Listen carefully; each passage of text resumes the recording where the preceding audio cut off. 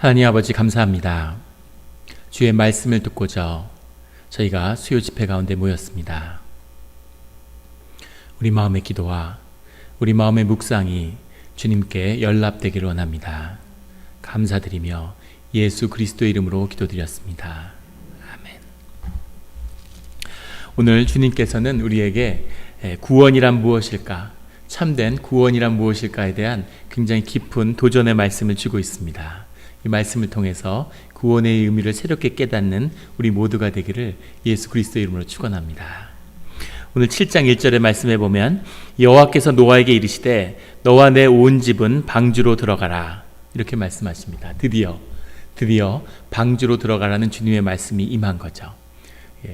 거대한 나무 상자인 방주, 길이가 137m가 되고 2만 톤에 달하는 그 거대한 상자, 체적이 14,000톤의 짐을 실을 수 있는 그 거대한 방주를 120년 만에 드디어 노아가 완성시킨 겁니다. 그리고 주님에게 말씀이 임하는 거죠. 그 말씀이 임해서 너와 내 온 집은 방주로 들어가라 이렇게 말씀하시는 거죠. 주님이 이렇게 노아를 인도하셨습니다. 우리가 주님을 따라간다고 하는 것이 결코 쉽지 않은 것은 주님의 말씀이 이렇게 임하기 때문이죠. 주님이 노아에게 이 일을 시작하기 전에 앞으로 방주는 이렇게 쭉 진행이 될 텐데 이렇게 진행되면 이런 계획이 있고 이런 일이 이루어질 거다 라고 방주를 만든 노아에게 알려줬으면 노아가 조금은 일하기가 쉬웠을지 모르겠습니다. 나이가 500세가 넘어서 이 하나님의 사명을 받고 이 일을 나가는데 하나님은 무슨 일을 하실지, 언제 심판이 임하는지에 대해서 아무 말씀이 없으신 거죠. 세상은 점점 타락하고 두발 과인과 야발과 이런 악한 가인의 후예들은 점점 더 흥왕하고 세상을 다 지배하는데 그 속에서 조롱거리와 웃음거리가 되면서 묵묵히 이 방주를 만들고 있는 이 노아의 모습을 한번 생각해 보십시오. 어떤 마음이었을까? 정말 힘들고 괴로운 시간이었을 거예요. 하나님을 믿고 의지하지만 매일 이 길이 맞나? 내가 주님의 음성을 제대로 들었나 하는 회의와 어려움도 있었을 겁니다. 근데 노아는 그 모든 것을 다 준행하고 따랐던 거죠.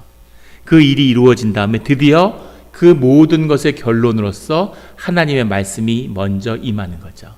이 말씀이 이 노아에겐 구원이 되었습니다. 그런데 노아가 그렇게 하나님의 말씀이 임하면서 노아를 향해서 주님이 뭐라고 말씀하시냐면 내가 내 앞에 의로움을 내가 보았음이니라 이렇게 말씀하시는 거죠. 노아가 의로웠다고 주님이 말씀하시는 겁니다. 노아가 완전하고 의로운 인간이었다는 뜻이 아니라 노아의 행위에 그 가운데 노아가 보여준 그 삶을 주님이 의롭게 받으셨다는 거죠. 의롭다고 말씀하시는 겁니다. 하나님이 하나님의 뜻을 이루는데 하나님의 뜻을 하나님의 주권 가운데 작정하시고 이루시겠죠. 그 모든 일, 노아가 이 일을 이룰 수 있었던 것도 하나님의 도우심이고 마지막에 이 방주가 들릴 때에도 오늘 16절의 말씀에 가면 볼 수 있는데 하나님의 역사하심이 끝까지 함께하고 있는 것을 보게 됩니다. 노아에게 힘을 주고 그 재료를 공급하고 사람도 만나게 하고 그 일들이 이루어지게 하는 모든 과정 가운데 하나님이 역사하셨겠죠. 하지만 노아가 그것에 순종하고 따라가지 않았다면 그 일은 이루어지지 않는다는 겁니다. 노아가 이루지 못해도 또 다른 사람을 불렀겠죠. 노아의 사역이, 다윗의 사역이, 모세의 사역이 주어지는 거죠. 모세가 하나님 저 못합니다 하고 그냥 주저앉으면 그러면 모세가 아니라 무슨 호세를 불러다가 그 일을 이루실 수 있겠죠. 하지만 그 일을 믿음으로 받고 끝까지 순종한, 오늘 5절에 보면 노아가 여호와께서 자기에게 명하신 대로 다 준행하였더라. 그 일을 다 마친 노아에게 드디어 하나님의 말씀이 임하는 겁니다. 하나님이 언제 홍수와 이 마지막 심판을 하리라고 결심하셨을까요? 120년 전에 결심이 섰는데 언제 할지 계획이 이미 나와 있는데 노아가 어떻게 하나 이렇게 지켜보면서 얘기를 안 해주신 걸까요? 그렇지 않았겠죠. 하나님의 모든 계획이 있고 물론 120년 만에 오는 것도 주님의 계획 가운데 하나였을 겁니다. 하지만 그 모든 것이 결정되고 임하는 것은 노아의 순종과 이 방주의 완성과 하나님의 말씀이 임하는 이 순간인 거죠. 그래서 우리가 늘 끝까지 순종하며 끝까지 기도해야 하는 이유가 이곳에 있는 거죠. 119년 364일째. 못하겠다 도저히. 120년 했으면 됐지. 이제 기력도 딸리고 사람들한테 질시받는 것도 못 참겠고 난 못하겠다. 이러지 않고 시간을 채워서 주님의 뜻을 받은 거죠. 그 말씀을 끝까지 견뎌서 고난 가운데 그 말씀을 성취하고 그 끝을 보는 그런 우리 성도님들이 되시기를 주의 이름으로 축원합니다. 교회가 어려움 속에 있는데 많은 분들, 믿음의 분들이 교회를 떠나셨었죠. 근데 교회를 끝까지 지키고 기도하신 분들이 계시죠. 그분들에게 제가 여쭤봐요. 왜 그 어려운 시기에 집사님은 교회를 떠나지 않았습니까? 라고.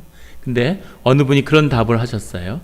하나님이 이 모든 고난과 어려움 가운데서 그 끝에 무엇을 보여주실지 정말 궁금했다. 그것을 봐야 떠나지. 그것을 꼭 봐야지 하는 그런 마음이 있었다는 고백을 들은 기억이 납니다. 그것이죠. 그게 믿음입니다.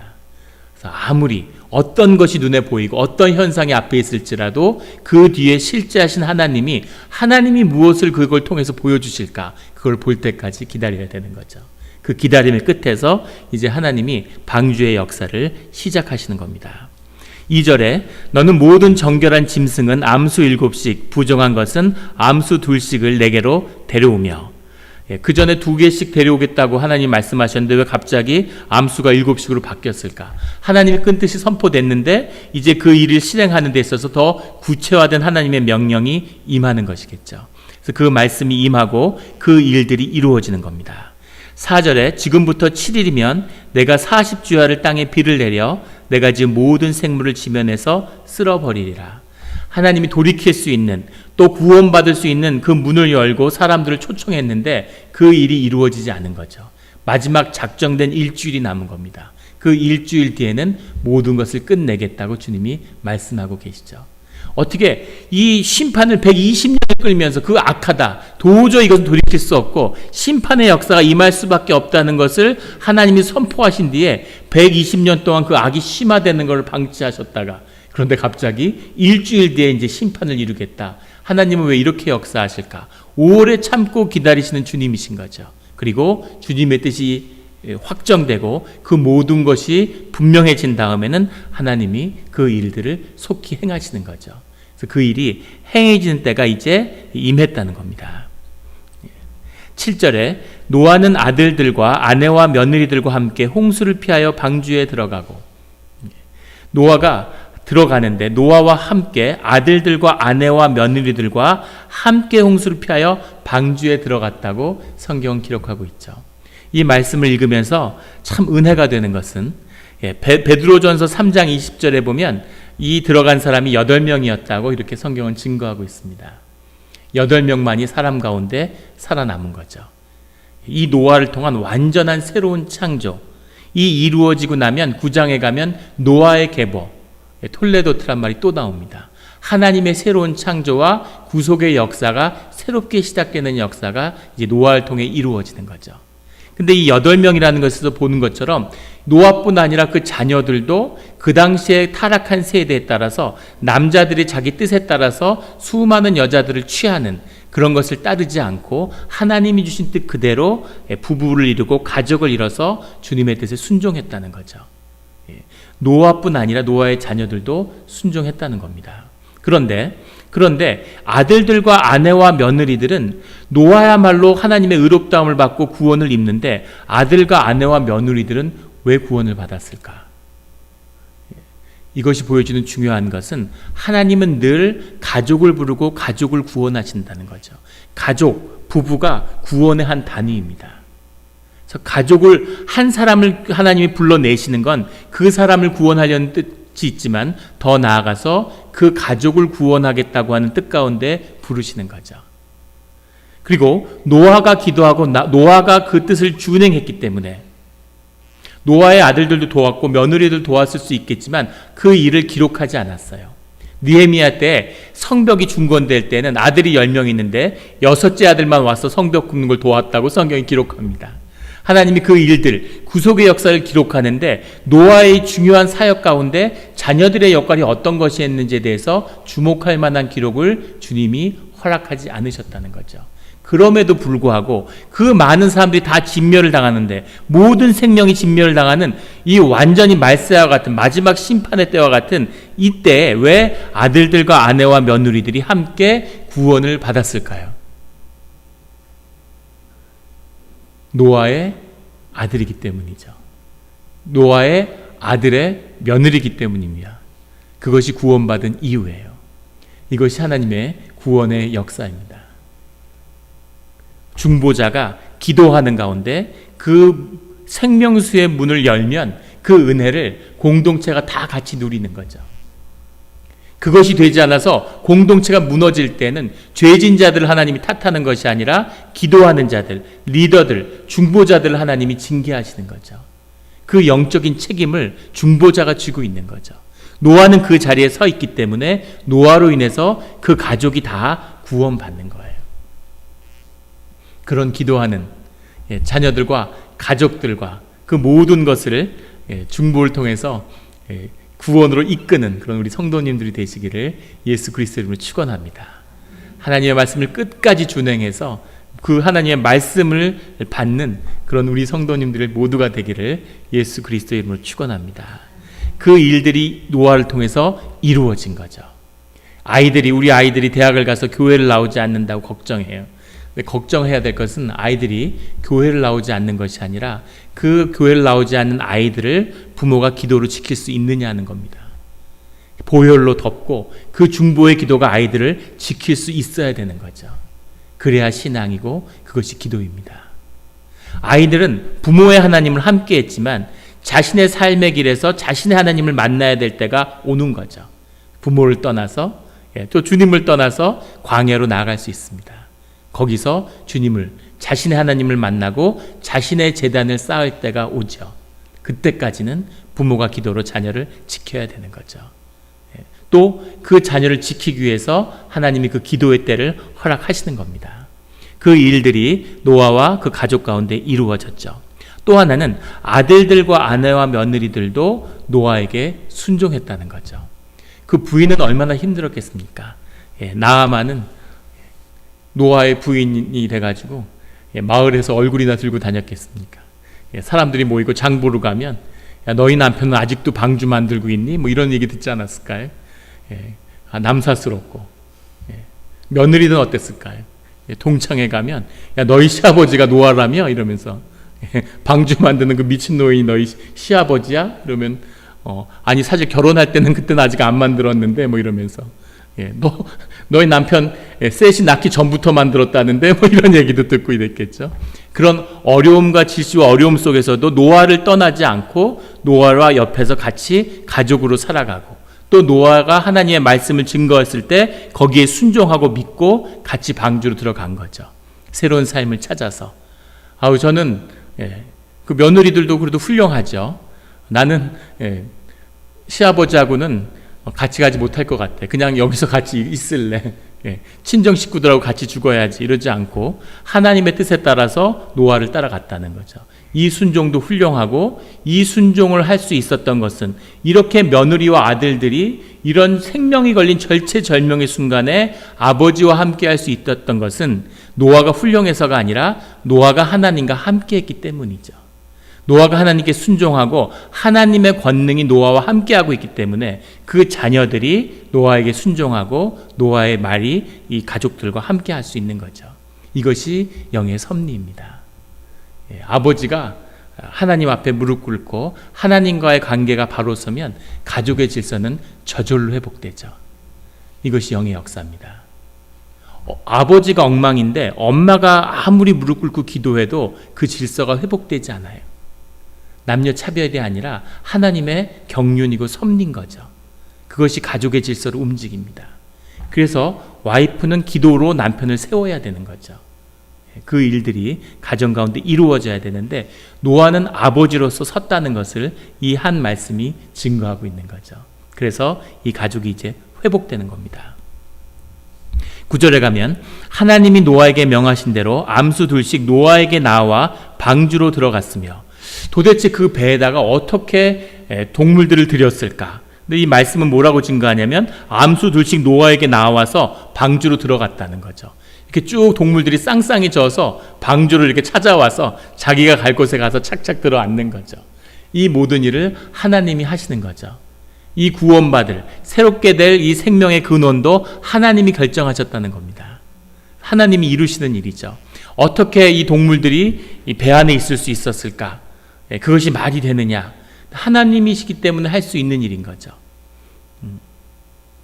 그 노아 방주에 대한, 노아라는 영화에 보면 그 배에서 유대인의 전승이죠. 다 음식을 먹고 살아있는 게 아니라 다 자기의 기질대로 살아있으면 2만 톤이 아니라 20만 톤이라도 못 담고 200만 톤이라도 안 될 겁니다. 그리고 그 안에서 막 사자들이 기린 잡아먹고 이러면 어떡하겠어요, 그거를. 근데 다들 자고 있는 거죠. 그래서 사실은 음식도 필요 없었겠죠. 악어 같은 것도 먹을 것이 없으면 한 2년씩 깊은 잠을 잔다고 그러잖아요. 생명의 걸 낮춰서 그것처럼 하나님이 불러들이고 다 그것이 구원되도록 하는 일들을 하나님의 뜻 가운데서 이루는 거죠. 이 방주라는 것은 우리의 오늘의 교회와 같습니다. 하나님부터 유래되고 하나님의 성별된 자를 구원의 길로 부르시는 거죠. 성별됐고 구별된 자들입니다. 그것을 불러들이고 정하시는 분은 주님이시라는 거죠. 그래서 우리는 방주가 새지 않도록 방주가 하나님이 시킨 대로 잘 만들면 되는 거고, 그곳에 들어올 자와 그곳으로 인도하는 것은 주님이신 겁니다. 그래서 우리 교회에 보면 우리 교회가 이제 성장해야 될 텐데, 부흥해야 될 텐데 새로운 분들이 오질 않고 이렇게 걱정하는 분들이 있는데 전혀 걱정하실 필요가 없습니다. 우리가 교회가 갱신되고 하나님의 교회와 공동체로 거듭나면 하나님이 그 기도하는 집에, 아버지의 집에 주님의 자녀들을 보내주는 거죠. 물론 그것은 우리가 선교를 하고 세상에 봉사하고 섬기는 것과는 다른 차원이지만 하나님의 사람들 하나님이 모으시고 구별하신다는 겁니다. 그것이 진짜 교회죠. 사람들이 모이는 것이 아니라 주님의 뜻에 따라 인도하심을 받는 주의 생명들이 모이는 그 역사가 오늘 방주 가운데 일어나는 겁니다. 늘 이런 방주의 역사와 함께하는 우리 성도님들이 되시기를 주의 이름으로 축원합니다. 11절에 노아가 600세 되던 해 둘째 달 곧 그 달 열 일의 날이라 그날에 큰 기품의 샘들이 터지며 하늘의 창문들이 열려 궁창이 열린 거죠. 우리 창세기 1장에 나눴던 것처럼 원래는 궁창이 있었는데 그 궁창을 성령이 궁창의 위와 아래로 나누어서 땅을 이 공간을 만들어내고 그 공간에 있는 물들을 모아서 육지를 만들어내셨죠. 근데 그 궁창을 다 터서 모든 물들이 쏟아져 들어오는 거죠. 그래서 단순히 위에서 비가 내린 것이 아니라 비도 내렸지만은 그 모든 물이 터져서 그 물이 세상을 덮어버리는 그 일들이 일어났다는 겁니다. 그래서 이 모든 세상에 있는 모든 생명들을 하나님이 다 앗아가고 새로운 창조의 역사를 시작하시는 거죠. 16절에 들어간 것들은 모든 것의 암수라 하나님이 그에게 명령하신 대로 들어가매 여호와께서 그를 들여보내고 문을 닫으시니라. 다 들어간 다음에 마지막에 그 문을 닫은 게 주님이셨다는 거죠. 이 문장이 없었으면 다 들어갔으면 문을 누가 닫았냐 막 이랬을 텐데 주님이 문을 닫았다고 이렇게. 이 말씀이 가슴 아픈 건 완전한 새로운 역사인데 하나님이 120년을 기다리면서 노아와 함께하는 자들에게 문을 여셨는데 그 끝은 결국은 문을 닫으시는 걸로 끝났다는 거죠. 항상 주님이 문을 열고 초청하고 기다리시지만 하나님이 문을 닫으실 때가 온다는 겁니다. 문이 닫혀진 다음엔 끝인 거죠. 노아라는 영화에 보면 막 사람들이 리얼하게 막 배에 매달리고 막 그거를 기어오르는 거를 막 노아가 극적으로 영화니까 해머로 막 때려가지고 뭐 노아가 저렇게 과격한가. 한 사람도 못 들어오게 하려고. 그리고 마지막에 그 산 위에 살아남은 자들이 그 치는 파도 위에서 막 절규하는 모습을 생생하게 그리고 있는데 말할 수 없는 정도로 완전히 지옥 이상의 아비규환이고 비참한 상태였겠죠. 이런 것을 보는데 하나님이 문을 닫으시고 이제 열지 않고 끝나는 거죠. 비가 오면서 40일을 오면서 사람들이 몰려와서 문을 열어달라고 아우성치고 절규했겠죠. 인간의 성정으로는 또 노아가 600년을 살았는데 아는 사람이 얼마나 많겠어요. 문을 아마 열고 싶고 저 사람은 같이 갔어야 되는데 이런 마음이 있었겠죠. 그런데 문을 닫으신 다음에는 문이 열리지 않는다는 겁니다. 큰 아픔과 충격이고 말할 수 없는 트라우마였겠죠. 노아와 그 가족들에게는. 또 한편으로는 그래도 우리는 살았구나 하는 안도감도 있었겠죠. 정신이 하나도 없는 그 와중에 이 심판이 땅에 임한 겁니다. 이 문이 닫히는 날 방주 안에 있는 우리 성도님들이 되시기를 주의 이름으로 축원합니다. 17절에는 방주가 땅에 떠올랐고, 배가 아니죠. 요즘에 방주 보면 다 배처럼 만드는데 그냥 나무 상자인데 그것이 떠올랐고, 18절에는 방주가 물 위에 떠다녔으며, 물이 하도 많으니까 그 위에 그냥 둥둥 떠 있는 거죠. 그리고 19절에 물이 땅에 더욱 넘침에 천하의 높은 산이 다 잠겼더니, 20절에 물이 불어서 15규빗이나 오르니 산들이 잠긴지라. 15규빗이면 6.84m를 물이 잠겼다는 거죠. 그런데 지금도 물의 수위가, 바다의 수위가 30cm만 높아져도 전 인류의 60%가 삶의 보금자리를 잃는다고 합니다. 그만큼 물이 높아진다는 것은 위험한 일이죠. 근데 6.84m 높아졌다고 세상의 산들이 잠길 수 있었을까? 혹자는 그때는 산이 높지 않았을 것이다. 그때는 대륙이 하나로 연결되어 있지 않겠느냐. 판게아 대륙 같은 게 지구에 있었다는 것이 지질학적으로 증명되고 있죠. 어떠한 축적도 가능한데 생각보다 물이 엄청나게 많다는 거죠. 지금에 있는 모든 지구의 땅 위를 모두 긁어내서 바다에 넣으면은 수심 2,700m까지 가라앉는다고 그러죠. 그러니까 넓이뿐 아니라 깊이가 어마어마한 거죠. 그런 바다를 주님이 막고 계시다고 고대 유대인들은 믿었습니다. 근데 그것을 여시니까 이 세상이 물로 덮여버린 거죠. 근데 그것이 실제 그렇게 이루어졌느냐가 아니라 그 모든 것을 주관하는 실제 하나님이 심판의 주인이시라는 그것을 유대적으로 표현한 거죠. 하지만 하나님의 심판이 분명히 임한다는 겁니다. 23절에는 오직 노아와 그와 함께한 방주에 있던 자들만 남았더라. 오직 노아와 그와 함께 방주에 있던 자들만 남았더라. 이것이 하나님의 분명한 말씀입니다. 사람들 중에는 전 세계의 홍수 설화를 모두 공유하고 있죠. 어떤 문명에 가도 대홍수에 대한 설화가 있습니다. 성경뿐 아니라 어떤 문명에도. 홍수가 있었다는 것은 분명하겠는데 그것으로 모든 생명이 망했던 건 아닐 것이고 부분은 침수가 된 것이 아니겠느냐. 부분적으로 그 지역에 홍수가 있었던 게 아니겠느냐라고 얘기하는데 분명히 오직 노아와 그와 함께 방주에 있던 자들만 남았다고 말씀하시죠. 모든 생명체가 진멸된 거죠. 그리고 아주 중요한 오늘 24절에 물이 150일을 땅에 넘쳤더라. 이렇게 주님이 말씀하고 있는 겁니다. 물이 차서 아무것도 없는데 배가 뒤뚱거리면서 둥둥둥 떠다니는 거죠. 그 안에 노아와 그 가족들은 어떤 느낌이었을 것 같습니까? 전기가 있는 것도 아니고 무슨 그 안에 어두컴컴하겠죠. 그리고 동물들이 그 숨을 쉬면서 그 내세우는 그 메탄가스가 그 안에 꽉 차 있었을 겁니다. 밖에선 계속 비가 내리는데 시계를 가지고 재는 것도 아니고 40주야를 기다린다는 게 어마어마한 공포와 두려움이 있겠죠. 아무 소리도 안 들리는 빗소리만 나고 배는 떠다니고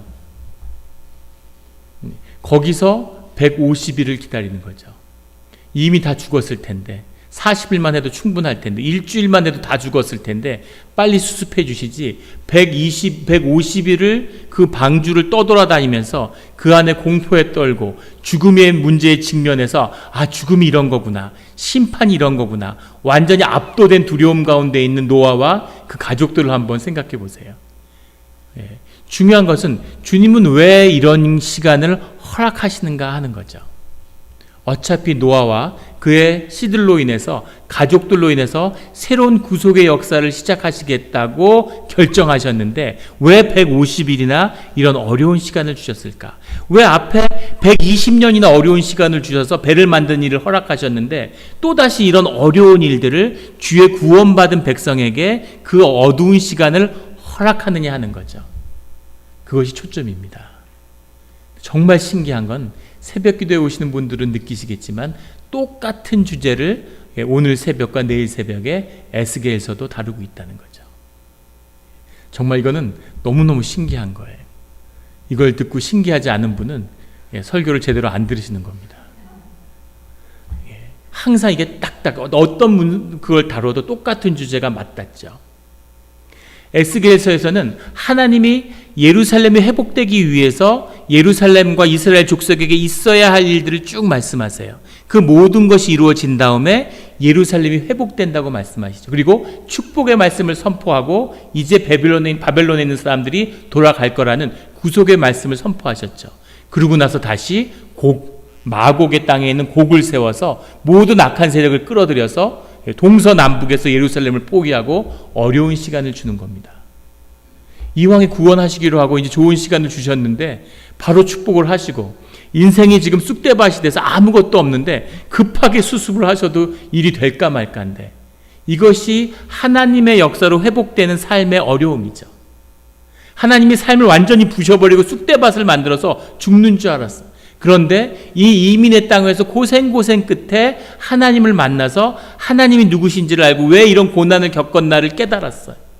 그래서 하나님의 구원을 받아서 삶을 시작하는데 하나님이 우리에게 생명과 축복을 주시고 막 물 붓듯이 부어주셔도 삶이 수습될까 말까인데 하나님이 생명의 씨앗을 주시는 거죠. 그리고 땅을 이제 갈아서 이걸 한번 심어봐라. 조금만 배고픈 거 참아봐. 앞으로 좋은 일들이 많을 거다. 좋은 말씀만 주시지만 손에 쥔 게 아무것도 없는 거죠. 그래서 농사 짓기가 힘들고 먹고 살기도 힘든데 주변에서 침노하는 세력들이 있는 거예요. 가나안 땅에서, 바빌론 땅에서, 돌아온 예루살렘에서, 애굽에서 계속해서 반복적으로 경험하게 되는 거죠. 우리가 창세기와 예전에 다니엘서를 나누면서 얼마나 이 세대주의라는 게 한국에 깊이 오염시켰는지를 몇 번 나눈 적이 있습니다. 한국 기독교의 특징이 이단이 많은 거라 그러죠. 우리 한번 기회가 되면 수요 집회 때 이단의 역사 이런 걸 한번 다루면 좋은데, 이단에도 그 촛대에 흐르는 게 있죠. 왜 이렇게 이단이 많을까? 세대마다 구원의 역사가 다르다고 하는 세대주의가 깊이 우리 기독교 안에 뿌리내리고 있기 때문입니다. 한국교회 안에. 그런데 성경을 보면 하나님의 구원이라고 하는 그 깊은 뜻이 계속돼서 반복되고 있는 것을 보게 되죠. 지금은 에스겔의 때에 하나님이 사람들을 다 죽이지는 않았지만, 하지만 하나님의 뜻으로 타락한 세상에서 성별된 자를 모아서 다시 회복시켜서 구원의 역사를 시작하시죠. 애굽에서도 하나님의 사람과 부르심을 받은 사람들을 성별해내서 광야의 시간을 다 거쳤는데, 그리고 나서 가나안 땅에 가서 그 족속들과 싸우면서 하나님의 복지가 무엇인가를 깨달아 알게 하시죠.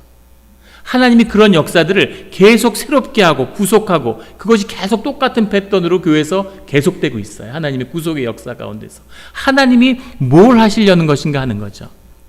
이미 구원을 받았는데, 이미 세상을 이루었는데, 그런데 왜 하나님은 또 다른 그런 어려운 시간을 구원받은 자에게 주시는가 하는 거죠. 그것이 아주 중요한 도전인데, 여기서 노아와 그의 자녀들이 직면해야 될 이 두려움과 어둠의 시간, 두 번째 찾아온 이 어둠의 때에 마주해야 될 부분이 바로 자기 내면의 문제라는 겁니다. 밖의 환경과 자신의 조건을 하나님이 새롭게 하시는 역사를 허락하셨죠. 견디면서 믿음을 지켰기 때문에. 그런데 지금 해결해야 될 문제는 자기 내면 가운데 지성소를 회복하고 하나님을 만난 그 하나님과 교제하면서 하나님이 누구신지를 알면서 자신의 믿음과 자신의 신앙을 지켜가는 그 방법을 깨달아 알고 살아가야 되는 그 시간이 기다리고 있다는 거죠. 왜 그 시간이 중요하냐면, 그것을 만들지 못하는 밖에 그 거대한 재난 속에서 자신을 구원하는 하나님을 만났는데, 그 환경이 아니라 그 속에서 내면을 들여다보고 내면을 다스리고 자기 안에서 더 깊이 들어가서 그 문제들을 영적으로 마주할 수 있는 환경이 아니라, 현상이 아니라 그 밑에 움직이는 실제를 바라보는 그런 믿음의 눈이 열리지 않으면 이 회복된 땅에서 또다시 악과 새로운 하나님의 더 극악한 역사가 시작된다는 것을 주님이 알고 계시기 때문인 거죠. 그래서 구원받았는데, 그 많은 고난을 다 치루었는데, 그리고 하나님이 새로운 삶의 길을 열어주셨는데, 그 삶의 자리에서 또 무너지는, 또 악한 역사가 일어나는 일들이 이 구원의 역사에서 계속 반복되고 있다는 겁니다.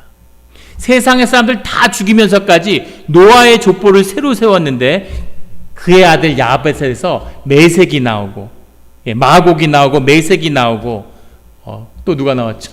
오늘 아침에 나온 이 나중에 예루살렘을 둘러싸는 곡의 그 네 왕이 다 야벳의 그 아들에게서 한 세대 만에 다 태어나게 되죠. 이 믿음의 시간에, 이 어려움 속에서 노아가 받았던, 셈이 받았던 그 하나님의 그 임재를 야벳은, 함은 받지 못했다는 겁니다. 겉으로 구원이 이루어졌는데 자신의 삶을 구하지 못한 거죠. 목사들이 목회를 해요. 그런데 목회를 하다가 힘들고 어려운 일이 있는데 교회가 성장하고 잘 되면, 그러면 큰 마음의 위로와 보상을 받죠.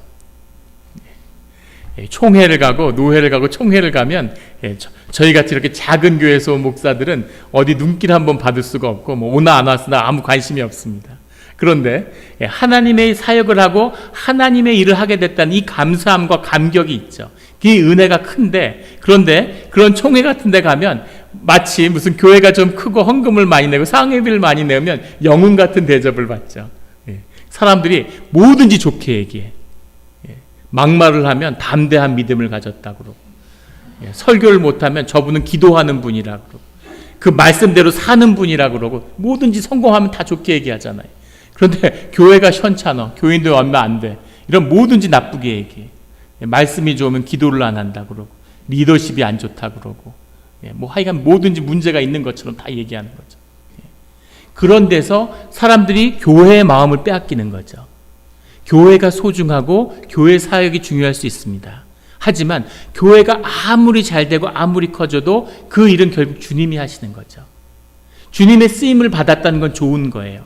하지만 자녀의 축복을 받았다는 건 좋은 거죠. 기도하지만. 하지만 자녀가 아무리 자녀를 통해서 하나님의 영광이 나타나도, 교회를 통해서 아무리 큰 하나님의 영광을 봐도 그거는 그거고, 나에게 주어진 내 삶을 살아야 하는 내 삶을 향한 도전은 그대로 있다는 거죠. 그 삶을 살지 않으면, 그 삶을 주님과 함께하지 않으면, 주님과 동행하는 삶이 되지 않으면 내 삶에 이루어지는 것은 없는 겁니다. 그 삶의 선물은 내가 살아감으로써 주어지는 거죠. 욥이 그 수많은 고난을 다 겪었음에도 불구하고 하나님의 비밀을 다 알았는데 140년을 더 예전의 조건으로 돌아가서 또다시 10명의 자녀를 또 키우고 또 양들을 치고 소들을 치면서 그렇게 살아가야 하는 그 비밀이 그 삶 가운데 있는 거죠. 그 시간을 이루지 못하면 하나님이 주신 모든 것이 결국은 모든 것을 잃고 다 재앙으로, 저주로 바뀌어버리는 겁니다. 이게 얼마나 심각한 이야기냐면 오늘의 세계의 이 기독교 개신교회가 그것을 그대로 보여주고 있죠. 하나님을 정말 믿겠다고, 하나님의 이름을 새롭게 하겠다고 하나님이 함께해 주셨죠. 도저히 있을 것 같지 않은, 가톨릭을 깨고 상상할 수 없는 하나님이 함께 하심으로 그 개혁교회의 역사를 이루어서 그 개혁교회의 역사가 세계를 얻었습니다. 세계를 지배하게 됐어요. 로마에 대항해서 그 초기의 기독교회가 노예들과 여성들이 하수구에 모여서 예배를 드리던 그 공동체가 로마의 권세를 무너뜨렸죠. 하나님이 아니면 하실 수 없는 일입니다. 세상을 정복하고 세상을 얻었는데 그것을 다스리는 권세를 잃어버린 거죠. 교회가 세워졌는데, 세상을 얻었는데 그 권세를 잃어버린 거예요. 5월세인치 데이를 국교로 선포했는데 귀신놀이를 하고 쪼꼬레 사탕 받으러 다니는 날을 만드는 거죠. 미국이 개신교를 찾아서 종교 핍박을 피해서 그 개혁 교도들이 세운 나라잖아요. 하나님의 축복이 함께 했는데, 그런데 지금은 주님의 날을 크리스마스라고 부르지도 못해. 공식적으로 표기하지 못합니다. 트럼프가 그걸 돌려주겠다고 큰소리 뻥뻥 쳤는데 그건 대통령이 할 수 있는 일이 아니죠. 꿈도 못 꾸는 거죠. 언감생심 말도 못 꺼내고 유대 모자를 쓰고 통곡의 벽 앞에서 많이 회개했겠죠. 내가 왜 그런 말을 했을까. 세상을 얻었지만 권세를 잃어버린, 생명의 권세를 잃어버린 비참한 그 모습이 오늘의 교회의 모습인 거죠. 하나님이 우리를 구원하신다는 것, 하나님이 우리의 환경을 바꿔주신다는 것, 하나님이 우리를 새로운 길로 열어주신다는 것은 은혜입니다.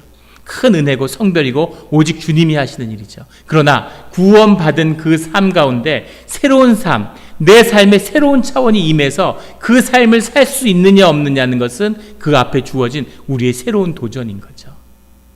하나님을 사랑하는데, 하나님만을 따라 살고 싶은데, 하나님이 정말 좋지만, 하지만 나는 그렇게 살지도 못해. 나는 돈이 있어야 되고 명성도 있어야 되고 세상에 친구도 있어야 되고, 그것은 종교지 생명이나 신앙이나 그런 하나님의 구원의 길과는 상관이 없는 거죠. 겉으로 얻는 구원이 아니라 내 내면의 구원을 이루어가야 하는 그 어두움의 시기를 주님이 허락하시는 겁니다. 여기서 자신의 구원을 이루지 못하면 하나님이 주신 구원이 결국 내 구원이 되지 못하는 거죠. 이 어두운 시간에 노아와 셋은 그 새로운 구원을 얻게 되는 거죠. 그 시간을 노아가 지나가고 있는 겁니다.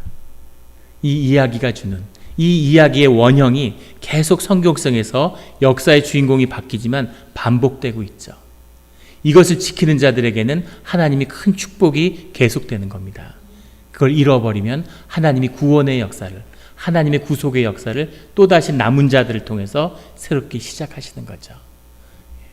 어려움과 우리는 말세 때 큰 시련과 고난의 시기를 지나가고 있습니다. 타락하고 교회가 무너지고 아주 힘든, 지금은 상상할 수도 없는 더 어려운 일들을 보면서 살아가게 될 겁니다. 그런데 하나님이 그곳에서 성별된 주님의 믿음을 지킬 수 있는 씨앗의 역사를 붙드는 주의 자녀들을 찾고 기다리고 지켜보고 계시는 거죠. 그 씨앗이 되기를, 거룩한 씨앗을 남기는 구속의 새로운 역사가 시작되는, 그 어두움이 찾아올지라도 그 어두움 속에서 끝까지 주님을 새롭게 만나는 그런 노아와 같은 우리 성도님들이 되시기를, 그 구원이 이루어지기를 예수 그리스도 이름으로 축원합니다. 같이 기도드리시겠습니다.